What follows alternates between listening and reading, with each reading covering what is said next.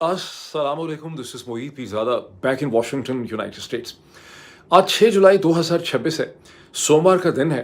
मैं एक बहुत लंबा सफ़र करके ऑरलैंडो, फ्लोरिडा से थोड़ी देर पहले वाशिंगटन पहुँचा हूँ। उसकी वजह ये है कि अमेरिका अपने रकबे के एतबार से, साइज़ के एतबार से बहुत बड़ा मुल्क है। इसके साइज़ का अंदाज़ा पाकिस्तान में रहने वाले वो लोग जो अमेरिका में रहे नहीं हैं, इससे अंदाज़ा लगा सकते हैं कि पाकिस्तान भी रकबे के एतबार से कोई छोटा मुल्क नहीं है, अगर आप उसको दुनिया के बहुत से ममालिक के साथ कंपेयर करें, यूरोप के ममालिक के साथ। पाकिस्तान का रकबा जो है अंदाज़न 3,30,000 स्क्वायर मील होगा। ये कोई तकरीबन, इसको अगर आज़ाद कश्मीर, गिलगित बल्तिस्तान को शामिल कर लें, तो 9 लाख स्क्वायर किलोमीटर से ज़्यादा पाकिस्तान का रकबा है। लेकिन अमेरिका का अंदाज़ा इसमें लगाइए कि अमेरिका का रकबा जो है वो अंदाज़न 40 लाख स्क्वायर माइल और 1 करोड़ स्क्वायर किलोमीटर है। और पाकिस्तान की तरह के तकरीबन 12-13 मुल्क जो हैं उनको अमेरिका में आप जो है रख सकते हैं। और जब इस मुल्क में मौसम थोड़ा सा भी डिस्टर्ब हो जाए, कहीं बादल की गरज हो जाए, क्लाउड्स हों, तो उसके बाद फ़्लाइट्स इसकी सैकड़ों होती हैं, पता नहीं हज़ारों होती हैं शायद दिन में, तो सैकड़ों फ़्लाइट्स जो हैं एक रीजन की डिस्टर्ब हो जाती हैं और आप एयरपोर्ट्स के ऊपर टुंग जाते हैं, लटकते रहते हैं, लटकते रहते हैं। और यूँ मैं सारा दिन लटक लटक लटक के थोड़ी देर पहले वाशिंगटन डीसी पहुंचा हूँ। और चूंकि लटक लटक के मैं पहुंचा हूँ तो 2 दिन गुजर गए हैं और मैंने अपना वीलॉग नहीं किया। और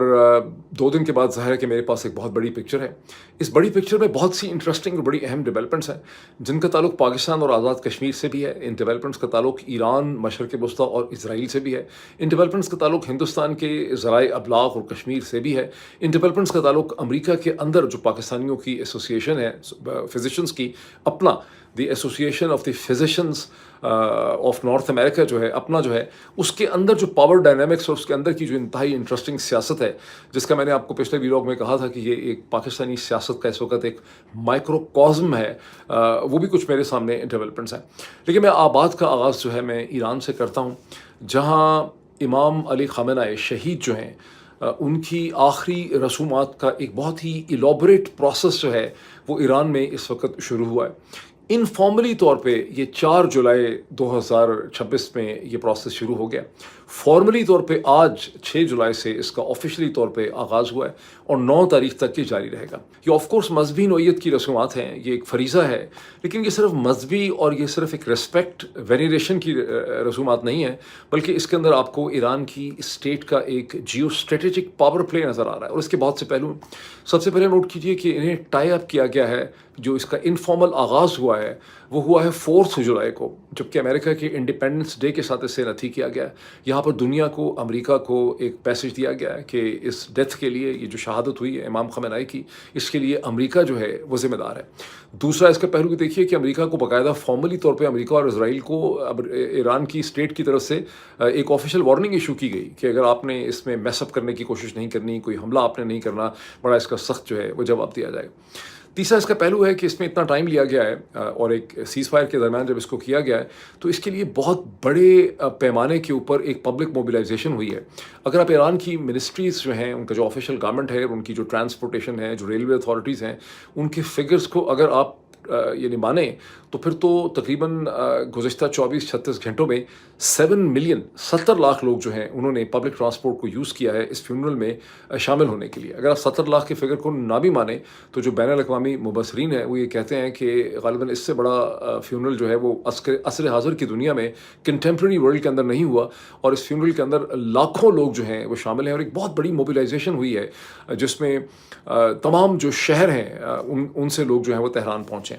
लेकिन उसके बाद ये सिर्फ किसी एक शहर के अंदर ये रसूमात नहीं हो रही, ये इमाम अली ख़ामेनी और उनकी फ़ैमिली, जो इसमें उनकी साहिबज़ादी, उनकी साहिबज़ादी की छोटी साहिबज़ादी जो चंद महीनों की थी, उसके बाद उनकी अपनी उनकी जो डॉटर इन लॉ थी, उनकी बहू, उनके जो सन इन लॉ थे, उन तमाम के रिमेन्स जो हैं उन्हें तेहरान से कुम ले जाया जाएगा, उसके बाद नजफ़ इराक़ में ले जाया जाएगा, करबला में ले जाया जाएगा, फिर वापस लाया जाएगा, मशहद में लाया जाएगा। तो यूँ एक पूरा रीजनल, इसे कहते हैं, प्रोसेस है, जिसके अंदर पूरा रीजन जो है उसे इन्वॉल्व कर लिया गया।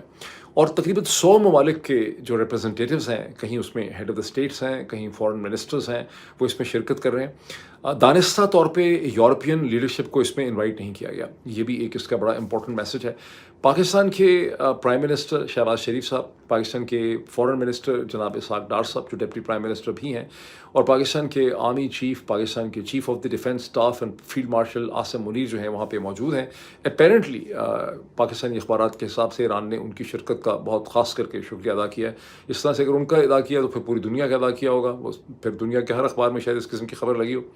بہرحال اگر یہاں پر اس کے ساتھ ایک چھوٹی سی میں چیز لگا دوں, پخ لگا دوں جیسے, کہ جہاں اسحاق ڈار صاحب یہاں پہ شامل ہیں ایران کی رسومات میں, آیت اللہ علی خامنہ کی یہاں پر فیونرل کے اندر دعا کرنے کے لیے آئے ہیں, وہاں پنجاب پولیس دعا بھی کر رہی ہے اور ایفرٹ بھی کر رہی ہے. اور اسحاق ڈار صاحب کے خاندان کو, وہ جو یورپین 2 خواتین تھیں, ان کے ریپ کا جو قصہ ہے, جسے آپ میرا خیال ہے سینکڑوں دفعہ سن چکے ہیں, سوشل میڈیا میں کوئی ایسی عظیم ہستی نہیں ہے جس نے اس کا کھل کے تفصیلاً ذکر نہ کیا ہو. اس وقت پنجاب پولیس جو ہے وہ گزشتہ 24 36 48 گھنٹوں سے بڑی شدید کوشش کر رہی ہے کہ چونکہ پہلے کسی نے یہ خبر اڑا دی تھی, یہ کہہ دیا تھا, مفروضہ تھا یا کیا تھا, کہ علی ڈار صاحب جو اسحاق ڈار صاحب کے صاحبزادے ہیں, بڑے کامیاب بزنس مین ہیں,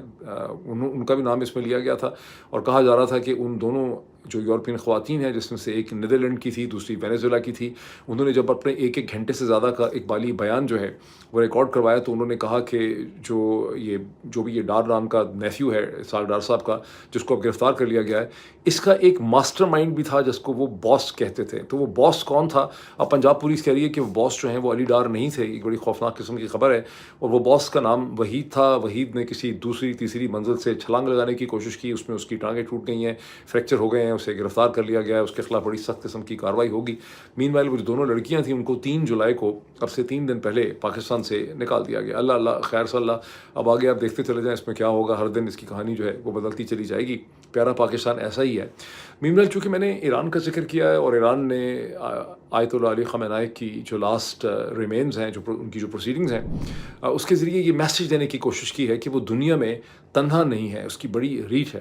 تو اسی قسم کا سوال جو ہے وہ اسرائیل کے پرائم منسٹر بینیامن نیتن یاہو جو ہیں ان سے پوچھا گیا, اور بینیامن نیتن یاہو جو ہیں ان سے کہا گیا, اور وہ بیسکلی یہ تھا کہ چونکہ امریکہ کے وائس پریزیڈنٹ JD وینس نے چند دن پہلے, میں نے ویلاگ میں اس کا ذکر کیا تھا, انہوں نے کہا تھا کہ اسرائیل کو ہمارا شکر گزار ہونا چاہیے, اور پریزیڈنٹ ٹرمپ کے اوپر جو تنقید کرتے ہیں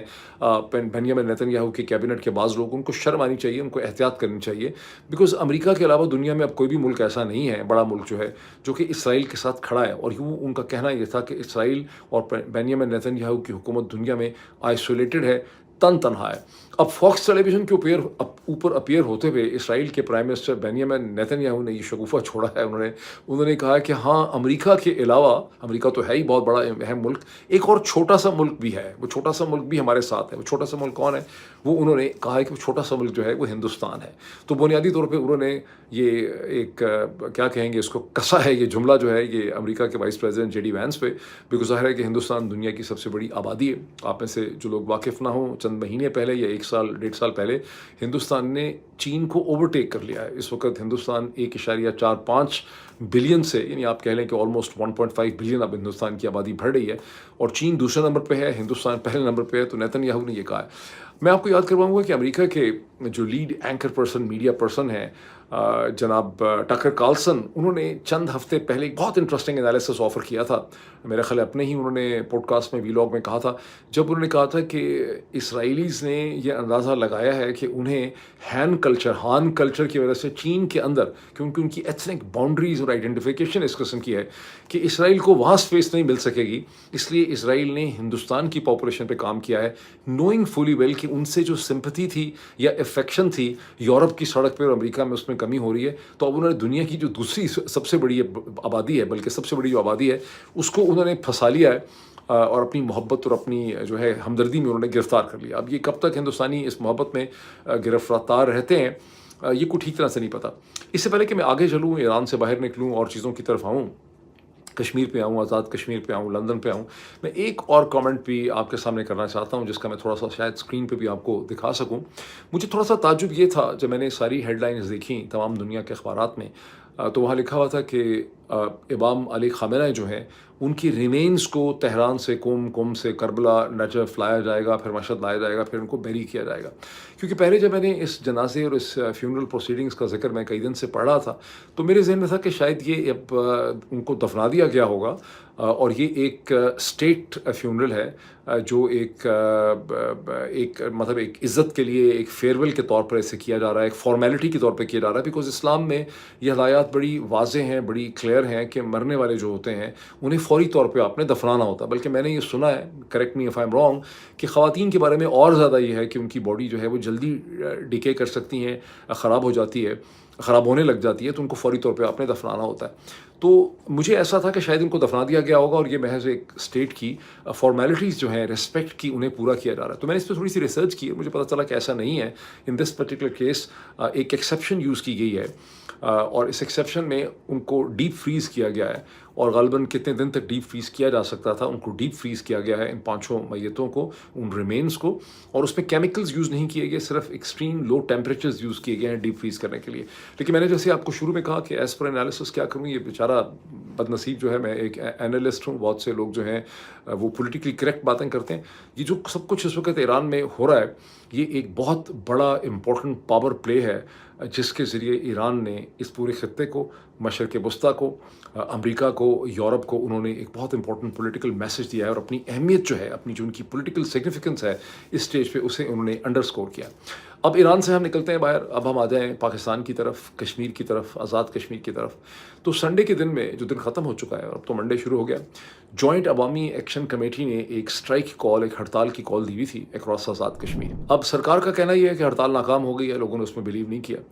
لیکن پاکستان کے انگریزی کے جو اخبارات ہیں، جیسے ڈان ہے، اس میں طاہر نقاش صاحب کی پوری ڈیٹیل میں نے رپورٹ پڑھی ہے، اس میں یہ لکھا ہے کہ حکومت کہہ رہی ہے کہ ہڑتال ناکام ہوگی، لیکن ساتھ ہی ڈان اخبار ہمیں یہ بتاتا ہے تقریباً کئی درجن شہروں اور قصبوں کے، آپ کو پتہ ہے کہ پاکستان میں بر صغیر میں جو ہڑتال ہوتی ہے تو قصبوں میں نہیں ہوا کرتی، بڑے شہروں میں ہوتی ہے۔ اگر ہڑتال ہوگی تو کراچی میں ہو جائے گی، لاہور میں ہو جائے گی، پنڈی میں ہو جائے گی، ملتان میں ہو جائے گی، چھوٹے شہروں میں نہیں ہوتی ہڑتال، قصبوں میں نہیں ہوتی۔ یہ ہڑتال اتنی کامیاب ہوئی ہے سنڈے کی آزاد کشمیر میں کہ اس میں صرف میرپور کے ڈسٹرکٹ کے اندر پتہ نہیں کتنے انہوں نے تحصیلوں کے اور قصبوں کے نام لکھے ہیں جہاں پہ ہڑتال ہوئی۔ پھر اسی طرح سے مظفر آباد میں کتنے علاقوں کے نام لکھے گئے ہیں اخبار میں جہاں ہڑتال ہوئی ہے، پنچ میں پتہ نہیں کتنے قصبوں کے، تحصیلوں کے نام لکھے گئے ہیں جہاں ہڑتال ہوئی۔ تو آپ کہہ سکتے ہیں کہ تقریباً کئی درجن جو چھوٹے بڑے شہر ہیں وہاں پر یہ ہڑتال ہوئی ہے، جس کے بارے میں حکومت یہ کہہ رہی ہے کہ یہ ہڑتال ناکام ہوئی۔ صرف ہڑتال نہیں ہوئی، میرپور اور بہت سے ایسے علاقوں میں حیران رہ گیا ہوں، مطلب بچپن میں نے میرپور میں گزارا ہے، میں نے کبھی دیکھا نہیں کہ عورتوں کے بھی اتنے بڑے بڑے جلوس نکل رہے ہیں، بچوں کے۔ تو اس سے یعنی بہت سے مقامات پہ آزاد کشمیر میں، انکلوڈنگ میرپور، چکسواری، ڈوڈیال میں عورتوں کے بھی جلوس نکلے ہیں۔ یہ بڑے کنسرویٹیو ایریاز ہیں یہاں پر، پنجاب جتنے ویسے یہ کنسرویٹیو نہیں ہے، بیکاز برطانیہ کے ساتھ بڑا گہرا تعلق ہے، اس نے ان علاقوں کے کلچر پہ یہ اثر انداز ہوا ہے، وہاں کا کلچر، کیونکہ بہت بڑی تعداد میں لوگوں نے امیگریٹ کیا ہے، لوگ آتے ہیں برطانیہ میں رہتے ہیں، واپس چلے جاتے ہیں، ان کے رشتہ دار وہاں پہ ہوتے ہیں۔ لیکن پھر بھی اگر عورتیں اور بچے بھی اسٹرائک کا حصہ بن جائیں اور سڑکوں پہ نکل جائیں، اس کا مطلب ہے کہ آپ نے آبادی کو موبیلائز کر دیا ہے، اس کا مطلب ہے کہ آپ نے ان کے اندر ایک سب نیشنلزم جو ہے، ان کی جو ایتھنک آئیڈینٹی ہے کشمیری ہونے کی، اسے آپ نے انسپائر کر دیا ہے۔ مطلب یہ ایک اس وقت کی صورتحال ہے۔ اب یہ صورتحال صرف آزاد کشمیر، اچھا، اور ایک کم از کم جو آفیشیل کنفرمیشن ہے بہت سے ذرائع ابلاغ کی کہ لوگ زخمی ہوئے ہیں بہت بڑی تعداد میں، ایک شخص جس کو کرٹیکل لایا گیا تھا ہاسپٹل میں میرپور کے ڈویژن کے اندر، اس کی ڈیتھ ہو گئی ہے۔ آفیشلی طور پہ گورنمنٹ نے اس کو کنفرم نہیں کیا ہے، بہرحال میڈیا سے پتہ چلتا ہے کہ ڈیتھ ہوئی ہے۔ اب یہ جو پروٹیسٹس ہیں، میرے خیال ہے گزشتہ 48 گھنٹوں میں کینیڈا میں، ٹورنٹو میں بھی شاید ایک پروٹیسٹ کی ہے کشمیریوں نے، میں اس کی تفصیلات نہیں دیکھ سکا، لیکن لندن میں کہتے ہیں کہ بہت ہی بڑا مظاہرہ ہوا ہے، اور کہا جا رہا ہے کہ لندن میں جہاں ہمیشہ ہی کشمیر کے نام پر مظاہرے ہوتے رہے ہیں اور پاکستان وہ مظاہرے کرواتا رہا ہے، اور انہی آزاد کشمیریوں کی کمیونٹی کو پاکستان نے یوز کیا ہے کشمیر پہ مظاہرے کرنے کے لیے، بیکاز وہ پیشنیٹلی کشمیر کاز کے ساتھ آئیڈینٹیفائی کرتے تھے۔ اب غالباً برطانیہ کی اور لندن کی تاریخ کا سب سے بڑا مظاہرہ ہوا ہے پاکستان ہائی کمیشن کے باہر، اور وہ پاکستان کے خلاف ہوا ہے، جس نے ہمیشہ یہ مظاہرے ہندوستان کے خلاف کرنے کی کوشش کی تھی۔ اور اس کو نہ صرف یہ ہے کہ پاکستان کے سوشل میڈیا نے اسے کور کیا ہے، بلکہ پہلے میں یہ کہنا ضروری ہے کہ اس کو ہندوستان کے جتنے اخبارات ہیں، خواہ وہ ٹائمز آف انڈیا ہو یا ہندوستان ٹائم ہو یا وہاں کی بڑی نیوز ایجنسی ANI ہو، انہوں نے مزے لے لے کے اس کی تصاویر اور اس کی فوٹیج شیئر کی ہے، اور اس کی ہیڈ لائنز انہوں نے لگائی ہیں کہ پاکستان کے خلاف کشمیریوں نے بہت بڑے مظاہرے کیے ہیں، بیکاز پاکستان ہمیشہ ان کے خلاف مظاہرے کرواتا رہا، تو ظاہر ہے کہ وہ اس مومنٹ کو بڑا انجوائے کر رہے ہیں۔ لیکن یہ مت سمجھیے، اگر آپ کو میں ہیڈ لائنز دکھا دوں ٹائمز آف انڈیا کی یا ANI کی کہ شاید ہندوستان نے اس کو کور کیا ہے، पाकिस्तान के तमाम सोशल मीडिया ने, पाकिस्तान के तमाम टेलीविज़न चैनल से रिलेटेड जितने भी लोग बरतानिया में हैं, उन्होंने इसे कवर किया है, उन्होंने इसकी फुटेज शेयर की है। उसमें से कुछ मैं आपको स्क्रीन पे दिखा सकता हूँ, जो आप फॉर इंस्टेंस मुर्तज़ा शाह साहब जो हैं, जो जियो न्यूज़ के साथ काम करते हैं, उनके ट्विटर हैंडल पे जाएँ तो बहुत ही ज़्यादा डिटेल फुटेज आप देख सकते हैं और आपको अंदाज़ा हो सकता है कि हज़ारों की तादाद में कश्मीरी जो हैं वो निकले हैं। और वंस अगेन ये खाली मर्द नहीं है, इसमें औरतें हैं, इसमें नौजवान लड़कियां हैं, इसमें पुरानी जनरेशन नहीं है, इसमें सेकंड जनरेशन, उम्र ही उनकी बड़ी कम है, मतलब 18-18 20-20 साल के आप देख रहे हैं कि बिल्कुल उनके चेहरे आप देखें तो आपको पता चलता है कि जो सेकंड जनरेशन है कश्मीरियों की, वो भी इस कॉज में मोबिलाइज हो गई। अब ये कई दिन से मेरे जहन में सवाल उठ रहा है और आई एम श्योर कि आप में से भी बहुत से लोगों के जहन में सवाल उठ रहा होगा कि इतनी हमारी स्मार्ट और जीनियस एस्टैब्लिशमेंट है, ज़ाहिर है कि जितनी स्मार्ट जीनियस एस्टैब्लिशमेंट पाकिस्तान की है, ये तो कभी इंसान की तारीख में बनी ही नहीं है। ये जो भी फैसले करते हैं वो बहुत ही दूर के सोच समझ के करते हैं। तो ये इन्होंने क्या सोच समझ के कश्मीर में और कश्मीरी कौम के साथ और आज़ाद कश्मीर में इस किस्म की सियासी सूरत हाल, जज्बाती किस्म की, जिसमें एक एथनिक सब नेशनैलिटी है, एक फीलिंग जो है एक कौमियत की, उसे इन्होंने इतना उजागर कर दिया और इतना उठा दिया है। अब ये पता नहीं इसमें इनका क्या मकसद है। मुझे बहुत शक है कि हाथी के दांत देखने के और हाथी के दांत दिखाने के और खाने के और, ये असल कहानी पता नहीं क्या होगी जो और चंद हफ्तों में हमारे सामने जाके क्लियर होगी। अब हम थोड़ा सा पाकिस्तान से निकल के बरादर इस्लामी मुल्क तुर्की की तरफ आ जाएँ। तुर्की इस वक्त नशे में है।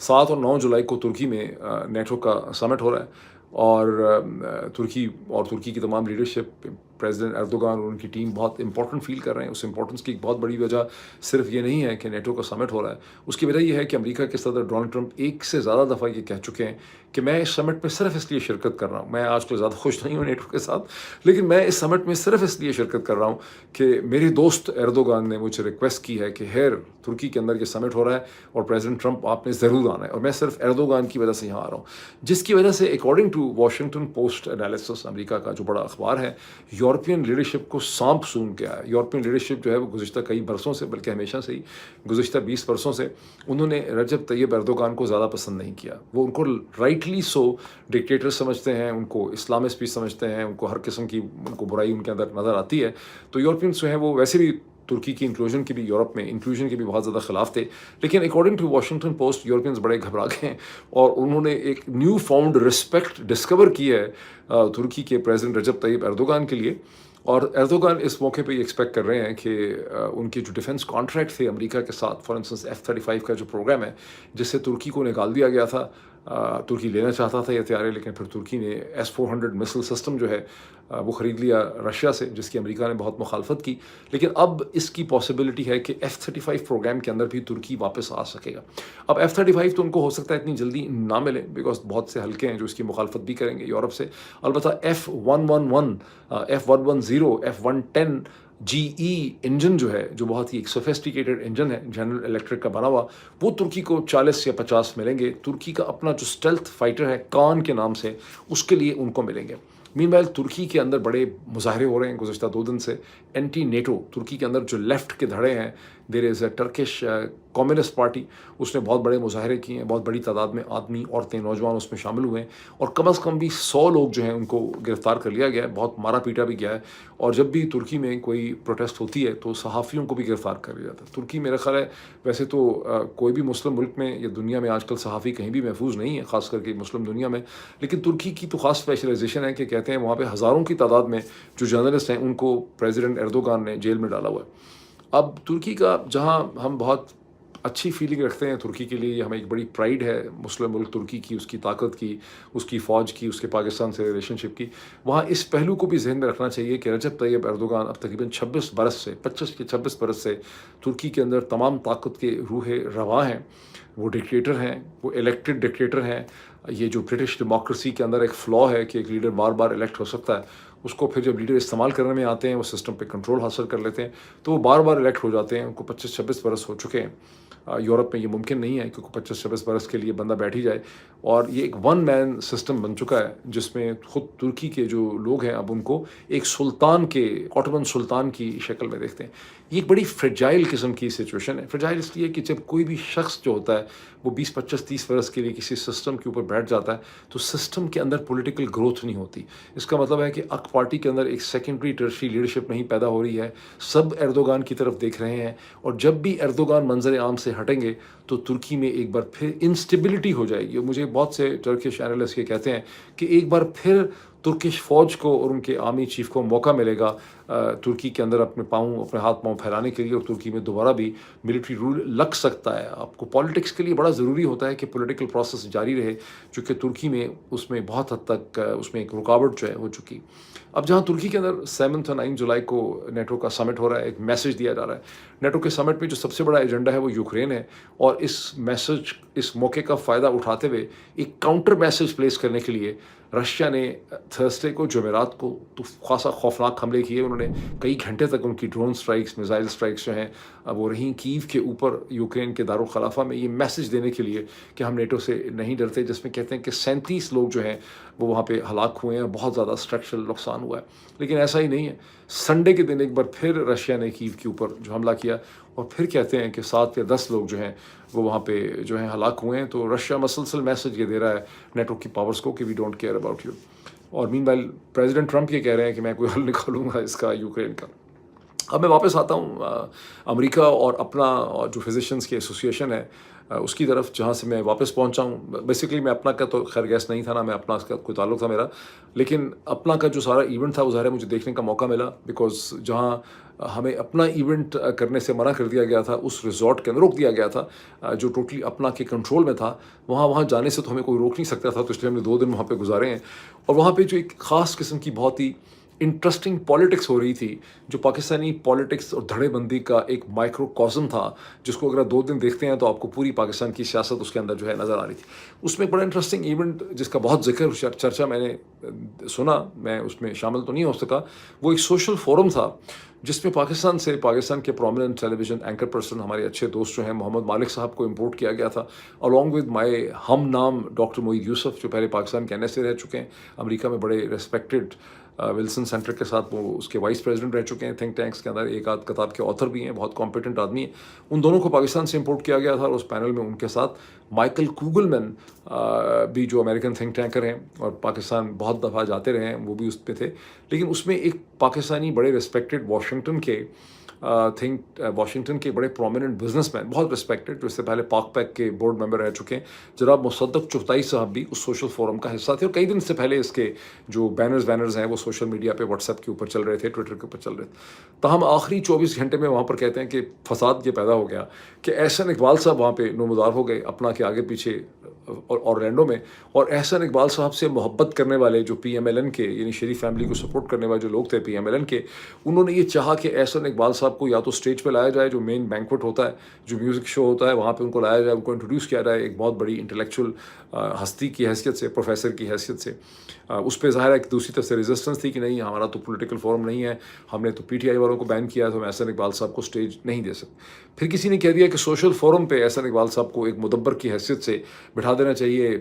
पहले ही बंदे पाकिस्तान से भेजे गए हैं, बाकी सब लोग ये समझ रहे थे कम से कम भेजे गए हैं या नहीं भेजे गए, लेकिन नाम तासुर यही था कि मोहम्मद मालिक साहब को और डॉक्टर मोईद यूसुफ साहब को और माइकल कुगलमैन जो हैं, ये सारे के सारे इस्टेब्लिशमेंट की चॉइसेस हैं, और इनको भेजा ही इसलिए गया है कि ये इस्टेब्लिशमेंट का पॉइंट ऑफ व्यू जो है वहाँ पे फोरम पे रख सकें।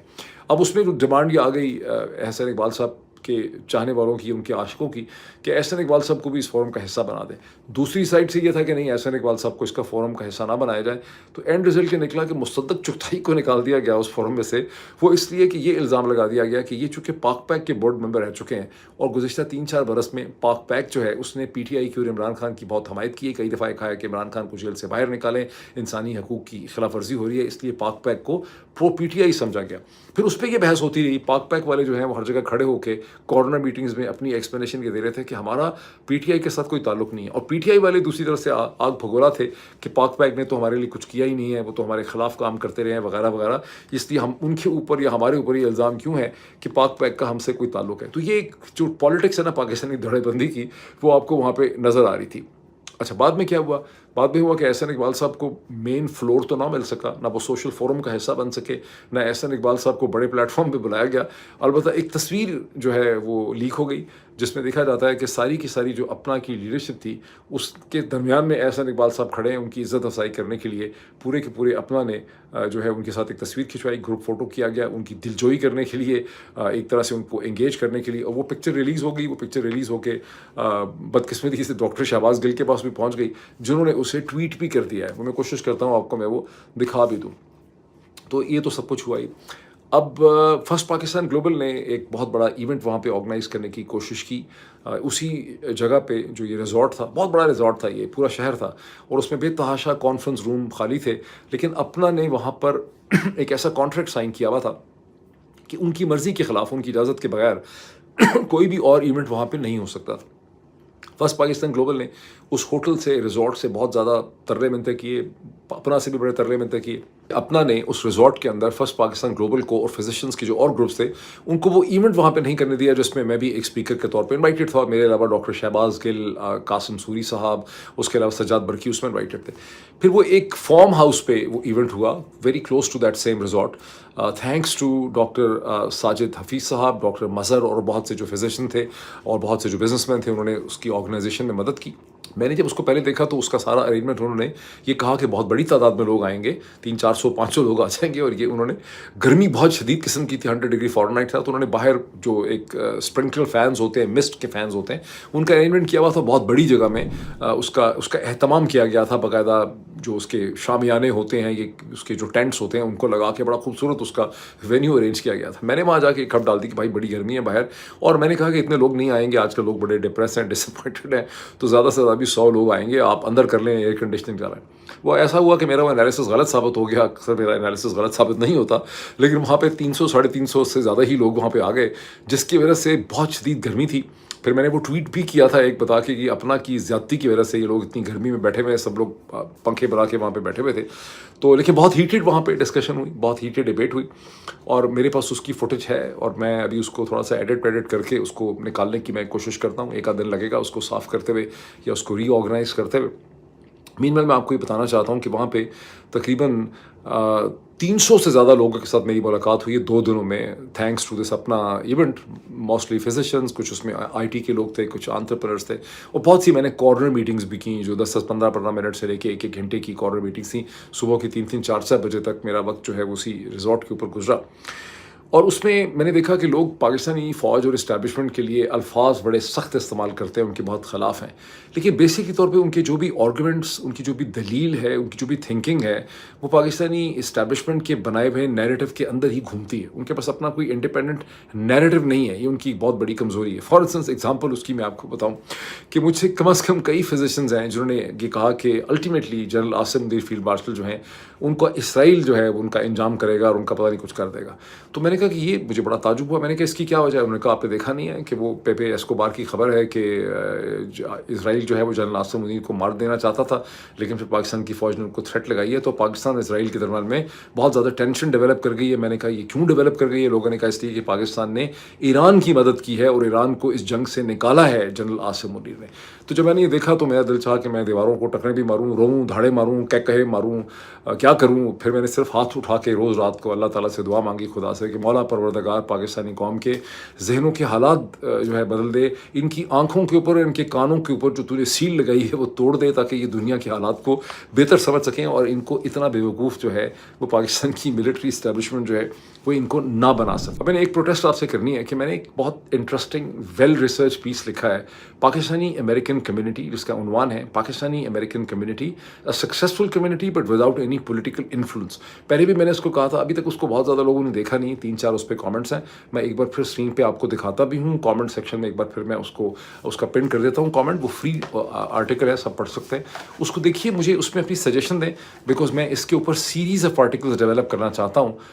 پاکستانی امریکن کمیونٹی کا احاطہ کرنے کے لیے. ابھی اتنا ہی, پھر آپ سے ملاقات ہوگی. Thank you.